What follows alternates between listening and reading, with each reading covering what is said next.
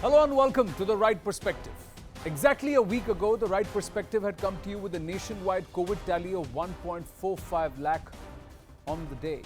Today, as we come to you live, we are nearly double that number. 2,34,692 cases in the last 24 hours, and the picture only threatens to grow grimmer because the second wave, the positivity rate across multiple states is alarming. But it's not all doom and gloom. One of the things that has helped India keep this pandemic at bay and also beat it in wave one was our attitude towards it. Compliance is important. Along with that, we now have a weapon, the silver lining that could perhaps not only break the chain but also help our nation surge beyond this pandemic. That is the vaccination drive. We as a nation need to be proud of ourselves, ladies and gentlemen, because we have been able to vaccinate close to 12 crore of our citizens in just about 90 to 92 days. That's faster than anywhere else in the world. And there are assurances that the pace will only rise further in the days to come. We are averaging about 25 lakh vaccines in a day, and the target is to take this to up to 40 lakh vaccines. It's a huge battle. We have to beat our own records. We have to actually set new benchmarks because this enemy, although very, very microscopic, is bigger than anything else the world has ever seen in the recent past and over the last century. But India has shown it's up for the fight. You and me can do this together. First up, have a look at this report on our vaccination drive so far. अनुभव कहता है कि test, track, treat, covid appropriate behaviour और covid management, इन्हीं चीजों पर हमें बल देना है. Tika Utsav, a vaccination festival after the test, track, treat mantra announced by PM Modi to defeat the virus. The 4-day-long Tika Utsav was a massive success around India, with talk of more such drives to follow. Over 1.28 crore vaccine doses were administered between 11th and 14th April alone.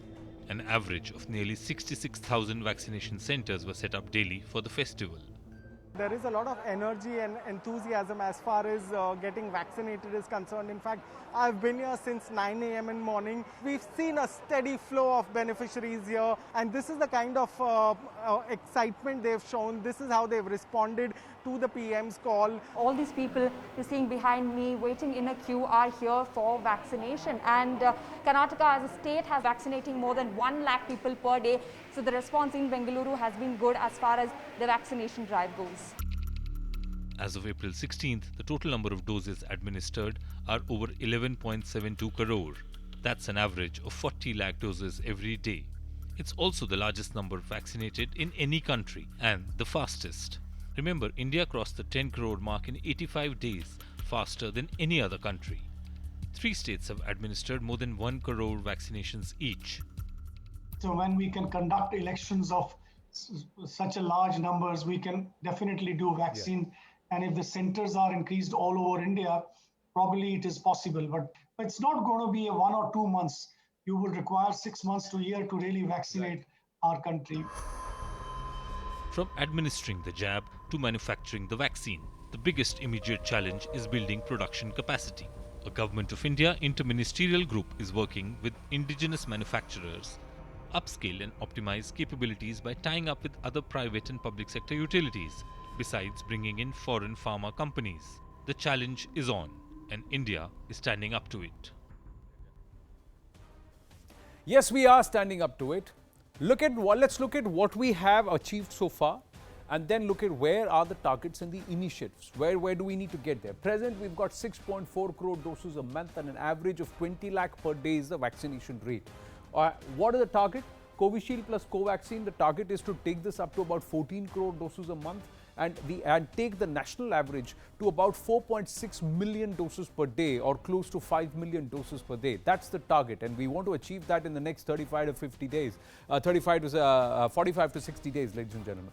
Present, supply is 40 lakh per day, which stockpiles, that is, and the target is, and with the advent of Sputnik, would then take it to about 52.6 crore doses. So Sputnik, we will come sometime in the second week of May, or that's the target. Latest, it should come in and perhaps get into the supply chains towards by the end of May.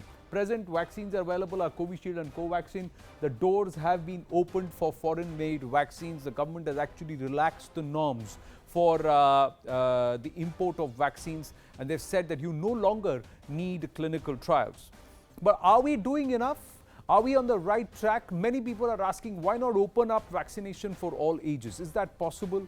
Let's try and go across to Dr. Peter Hotez, vaccine scientist, Dean, National School of Tropical Medicine at the Baylor College of Medicine. And they've been working very closely in developing another vaccine, which should also be there available very, very soon. Dr. Mufazzal Lakdawala, founder, Digestive Health Institute and chairman, Institute of Minimal Access Surgical Sciences and Research Center. Dr. Mufi, it's good to have this conversation with you.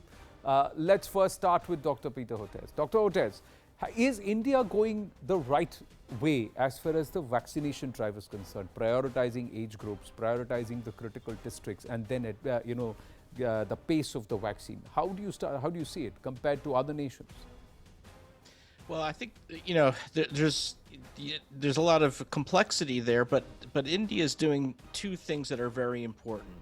One, they are looking after their own people and ensuring that the country gets fully vaccinated.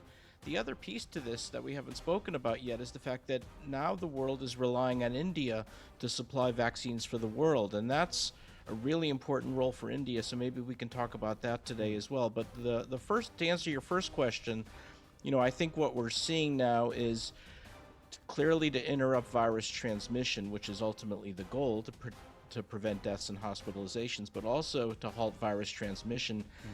With the new variants, we're going to need about 80% of the population of India vaccinated. So that's an enormous undertaking, right? You're talking about 800 million people vaccinated. And from our experience, the less fussy and rigid the criteria are, the easier it is to start doing that, because creating rigid criteria in themselves can be barriers for access. So eventually it will get opened up, but I understand the process at this point. But Dr. Mufi, as Peter Hotez says, India has a responsibility of supplying to the world too. There is a lot of debate internally saying that we should target at least 5 million doses per day, and if that is the case, then we need to stop export and continue to either import vaccines and also look at our own production and our own need. Like many other nations have stockpiled, we should also build up a stockpile. Where do you stand there?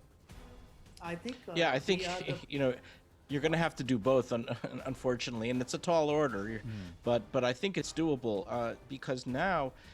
You remember the contribution here. You have the Serum Institute of India producing the Oxford AstraZeneca vaccine.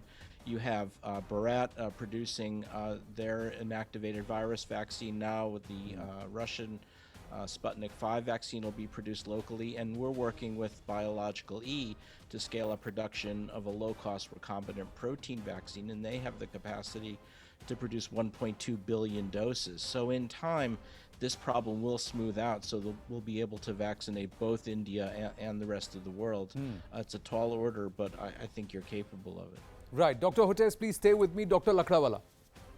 Hi, Anand. Well, India produced the largest number of vaccines, so it was just natural that we would have to be part of the vaccine Maitri drive that the Honorable Prime Minister said, and of course, feed our stock to the poorer nation. However, we also remain the most populous country, one of the most populous countries in the world. We've got 1.3 billion and counting. So can we do both together? Well, right now it's a tough balancing act that the Prime Minister is probably handling, and I wouldn't want to be in his shoes.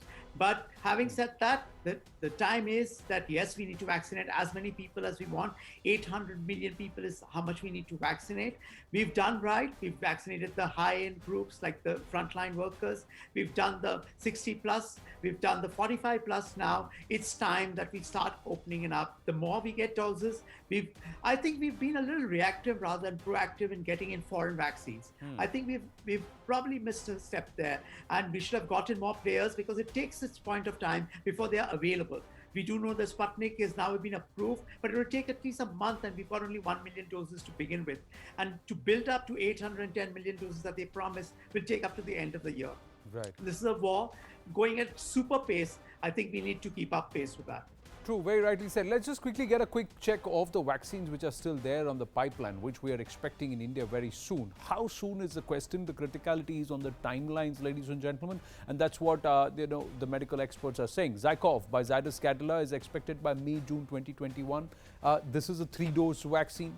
Then you have Novavax, which is by the Serum Institute. It's expected to launch by September 2021, and then the final state trials are also currently underway. Johnson & Johnson, this is biological E, to enter in India a few months and to produce about 60 crore doses. There are some concerns about the J&J vaccine that's been raised in the US.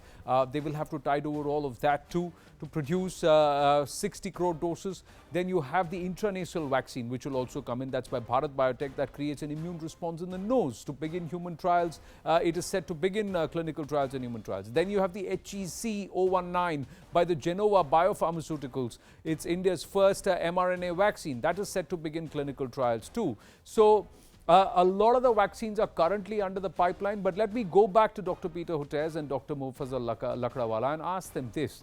Should the Covaxin and Covishield, which are currently available, be opened up to the age groups, say 25 plus, 25 to 40, Dr. Peter Hotez? Because somewhere across the world, there aren't many nations that are vaccinating everybody from, say, 20 plus or 25 plus. Well, what we're learning is if you're serious about actually halting virus transmission, you will have to vaccinate the young adults. It's clear that they're responsible for quite a bit of virus transmission. But the good news is you're preparing lots of vaccines and lots of different types of vaccines as well. I should mention our recombinant protein vaccine with biological E hopefully will be ready by the summer. So that's also, and that may be one of the easiest to scale up and produce of all of them. So you're going to have an adequate supply of vaccine. I'm fairly confident soon enough. But the other point I would like to make is I was listening to your words and taking a step back and listening to this and realize that the conversation you just had, the dialogue you just had, no other country in the world is having that kind of discussion. The depth and breadth of the different vaccines and the amount of vaccines. This is truly an extraordinary accomplishment. And I know India's in crisis right now, but the country should also be willing to take a step back and look at the enormity of what it's doing. And it is impressing me, and it's certainly impressing the world, I think. Yes, 12 crore vaccination is something we should be proud of, but the fact is we need to pick up the pace. And Dr. Lakdawala, let me ask you this. This criticality is by May, June. Many believe by May, June, we will be able to achieve 50 million doses every day. We should be able to get to that pace. We are doing at about, we're looking at about 27 million doses. That's the average right now. With the Tika Utsav, we did about, we did about 4 million doses, 2.7 million doses, 4 million doses, and we should look at 5 million doses average per day. That's what I was looking at. But in terms of opening up Covaxin and Covishield to 25 plus, or should we wait for the Sputnik numbers to come through? If I wear my hat as a scientist and as a surgeon, I would say let's open it up to everybody. Okay. Yeah, that's what my need and want would be. But if I were to be realistic, yes, let's target the population first that needs it most because they're higher end. Unfortunately, what this second wave has taught us, Anand, is that the majority of the people who are getting infected are between the ages of 25 to 45 because the lockdowns are over, people are going to work, and it's but natural that they'll pick up. So can you, of course, vaccinate this group in the high-end areas which are mostly suffering from this vaccine? Maybe there's a thought there, of course. But what do you think is the solution? See, because we have limited number of doses, the data also very clearly shows that it was the top 10 states that carried about 80% of the load in wave 1. It's the similar, 7 or 8 of the states are the same states which are carrying about 75% of the load this time around. Out of 720 plus districts in our country, 130 districts carried about 85% of the caseload. And those are the 130 districts in that the red zones where the vaccination is, the doses have also been pushed and the vaccination drive has been pushed. So how do we deal with this? Because there is, it's ginormous, our population, the base, the spread. Let me start with Dr. Lakdawala and then I'll take this to Dr. Hotez. Anand, though we've been one of the fastest and we are proud at being the country which has vaccinated the maximum number of people, unfortunately, we also deal with the largest number of people. And I think where we are let down is by the people themselves. I think by their attitude and behavior. You played a clip of the Prime Minister saying that please maintain social distancing. We are not out of the woods yet, guys. I mean, we need to maintain that. Even if the vaccine's here, we need to give the vaccine a chance to act, to populate as many number of people. If not 2 doses, at least 1 dose, so that they are more protected from severe disease, from hospitalizations. I think we are letting ourselves down. True. Dr. Hotez, do you believe lockdowns are going to help break the chain, or making compliance towards COVID appropriate behavior is the one that's going to break the chain? Because we can't afford to play these musical chairs with lockdown. It hurts. Yeah, I mean, I think, you know, the one thing to keep in mind is if the goal is to interrupt virus transmission through vaccination, that's a pretty high bar. So you're not going to see an impact on vaccinations in terms of transmission for quite a while. Let me give you an example. And if you look at the different states in the U.S., the state of New Hampshire has now given a single dose of vaccine to 60% of its residents, and the numbers are still going up. So you really have to hit very high marks in terms of if you're going to interrupt transmission through vaccination.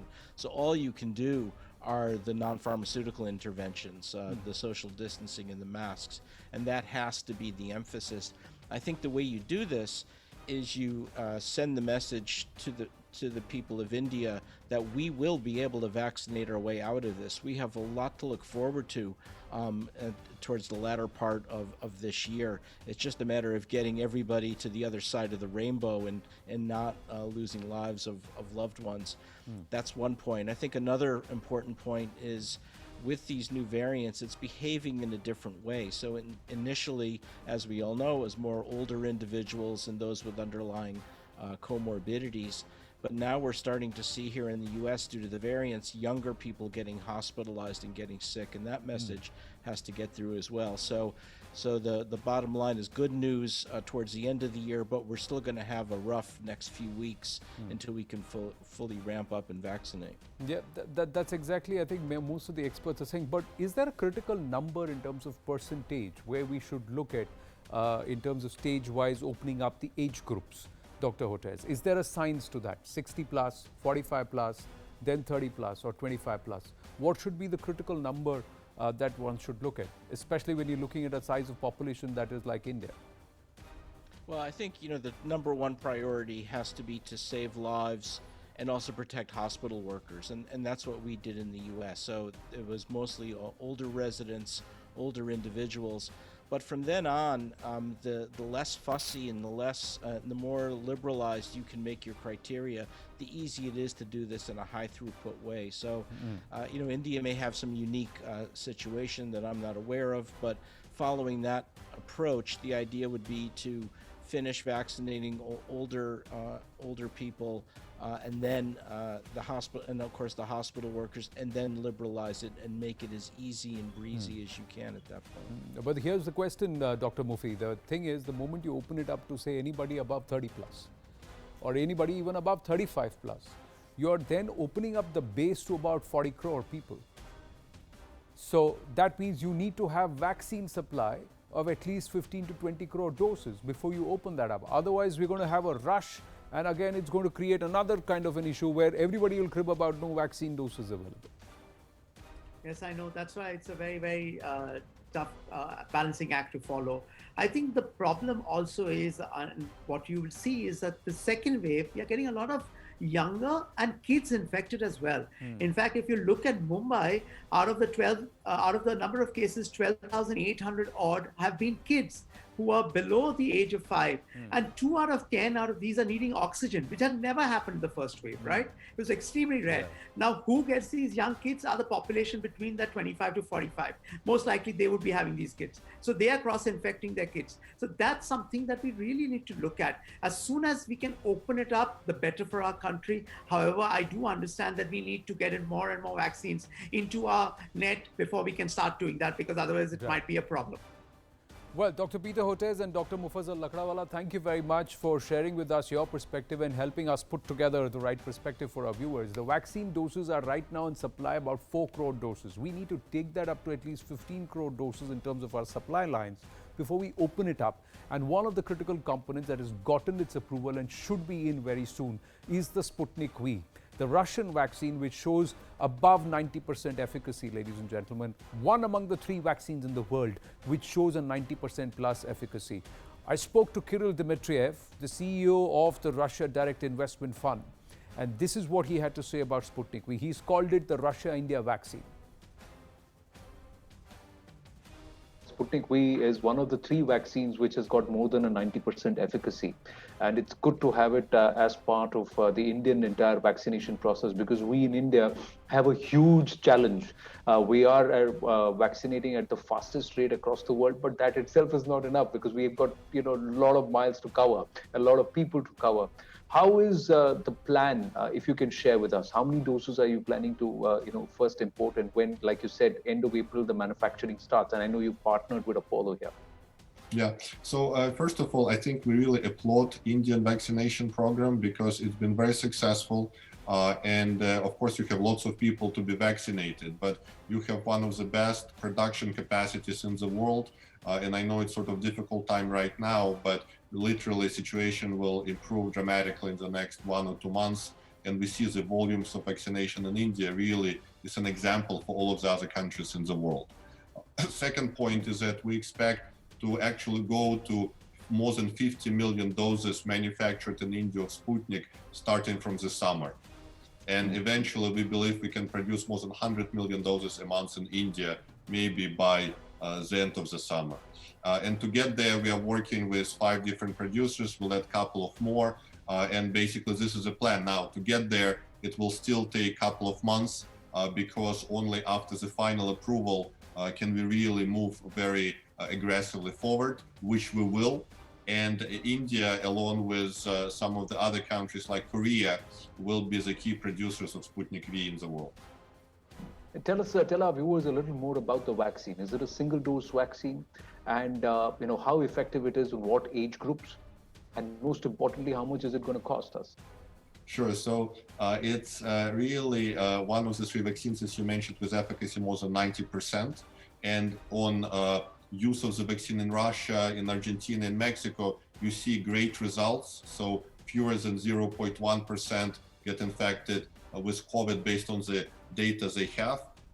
And those infections are very light, no severe cases. This is a Moscow City data and Argentinian data. And then, of course, it's very safe because it's based on a human adenoviral vector platform that has been studied for decades. And we see based on Mexican data, the Sputnik generates fewest of any side effects out of any other vaccines. It's approved for use in 18 plus. So there are no restrictions. Anybody who is 18 years old can use the vaccine. And the pricing, we are still finalizing with the Indian government. And we are one of the most affordable vaccines, along with AstraZeneca and some others in the world. And we are figuring out the pricing right now. Still, even with the current pricing in the world, we are 2-3 times more affordable than some of the other vaccines out there. So if we were to look at realistic timelines, can we say that the Sputnik V, if all approvals come into place and you get the requisite clearance from the drug control authorities also, that by end of April, first week of May, we should have the first batch of vaccines? Well, again, we want to be conservative and say in the first half of May, definitely a batch of vaccines is coming to India, and we expect it to be accelerated going forward. And once again, we are really impressed with your producers, and some of your producers are already producing the vaccine. Yes. So we believe that in May, already a large part of the vaccines for India will be manufactured in India through our partnerships that we have built. One of the aspects of the Sputnik V is that even with critical cases of COVID, it's shown a certain level of efficacy. Can you tell our viewers a little more? And I was very intrigued when you said that anybody above 18 years old can be administered this vaccine. Yes, so basically we have showed very high efficacy in 65 plus. The efficacy is actually 91.8%. And for everybody else, it was 91.3%. And it showed full protection against severe cases. So we've never had a severe case for people who received 2 doses of the vaccine. And one of the benefits of Sputnik, it's the only vaccine in the world that's actually a cocktail of 2 vaccines, because our 2 shots are very different. And this cocktail of vaccines, just as alcoholic cocktail, has certain strengths to it, which frankly we believe allows for stronger immunity and longer immunity. So this is why it can really be a good contributor. But I want to say that the vaccines, other vaccines in India are really great, and we will work in partnership with other vaccine manufacturers. And I think India has done exactly the right approach to have different vaccines in the portfolio that can address COVID in India and outside of India.